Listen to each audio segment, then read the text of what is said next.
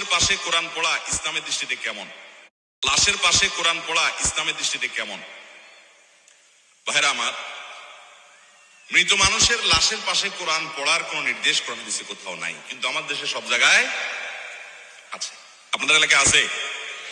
আচ্ছা, কোরআন কি জীবিত মানুষের জন্য না মরা মানুষের জন্য? তাহলে একটা মানুষ মারা যাওয়ার পরে তার লাশের পাশে কোরআন পড়লে ওই লোকটা কি শুনবে? তাহলে কি লাভ? লাশ দুনিয়া থেকে তার মৃত্যুর সঙ্গে সঙ্গে তাকে দাফন কাফন দিয়ে জানাজা পড়িয়ে সসম্মানে তাকে কবরস্থ করতে হবে, আর তার জন্য দোয়া করতে হবে।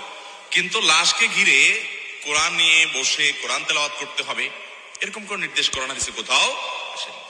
বিশেষ করে কোরআন শোনাবেন কাকে? আপনি কোরআন শোনাবেন জীবিত মানুষকে, তিনি শুনলে সওয়াব পাবেন, আমল করবেন, জানতে পারবেন, কোরআন সম্পর্কে ধারণা হবে।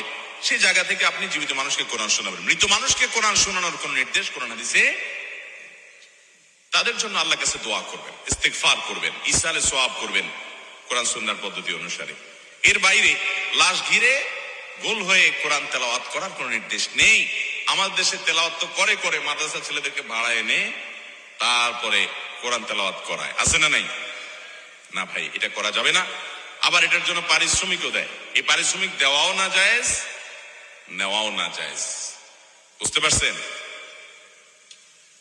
হুজুর, আপনারা বলবেন হুজুরদের পেটে লাথি মারেন কেন ভাই? না ভাই, সারা দুনিয়াতে কোনো আলেম এটাকে অনুমোদন করেন নাই। মৃত ব্যক্তির জন্য কোরআন তেলাওয়াত করে টাকা নেওয়া এবং দেওয়া, এটাকে জায়েজ বা এলাও পৃথিবীর কোনো আলেম করেন নাই। সমস্ত ওলামা কেরাম না জায়েজ বলেছেন, কিন্তু আমরা অনেকেই এটা করি। আপনি আপনার মা বাবার জন্য দোয়া করবেন এবং অন্যদের কাছে দোয়া চাইবেন, কিন্তু টাকা দিয়ে মৃত ব্যক্তির জন্য কোনো কিছু করানো জায়েজ নাই।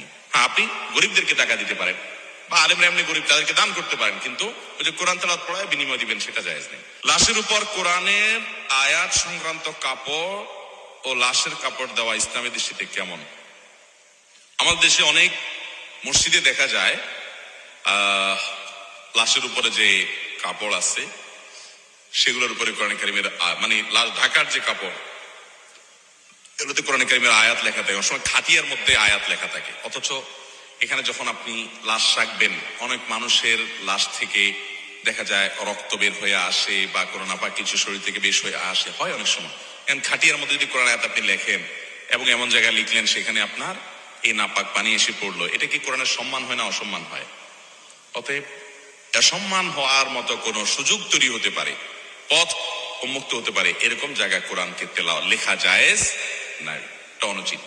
এ বিষয়ে আমাদের সাবধান হতে হবে। মনে রাখবেন, লাশের খাটিয়া কেন, কাফনের মধ্যে গোটা কোরআন লিখে আপনি দিয়ে দিলেন, তো এইটার উপরে ওই ব্যক্তির নাজাত এবং মুক্তি নির্ভর করবে না। নাজাত নির্ভর করবে তার দুনিয়াতে ঈমান কি ছিল, আমল কি ছিল সেটার উপরে। আপনি তার জন্য দোয়া করতে পারেন, সেটা হলো তার জন্য করেন, সাদাকা করতে পারেন, কিন্তু কোরআন লিখে দিলেন আর সে বেঁচে যাবে, এরকম বিষয়গুলোকে সহজ মনে করার কোনো কারণ নাই। তবে আল্লাহ রাব্বুল আলামিনের বান্দাকে মাফ করার জন্য বিভিন্ন উসিলা এবং বাহানা খোঁজেন, তাই বলে কোরআন অমান্য হতে পারে, কোরআনের অসম্মান হতে পারে আল্লাহ কালামের, সেরকম ভাবে কোরআন লেখা বা সে জায়গায় কোরআন রাখা জায়েজ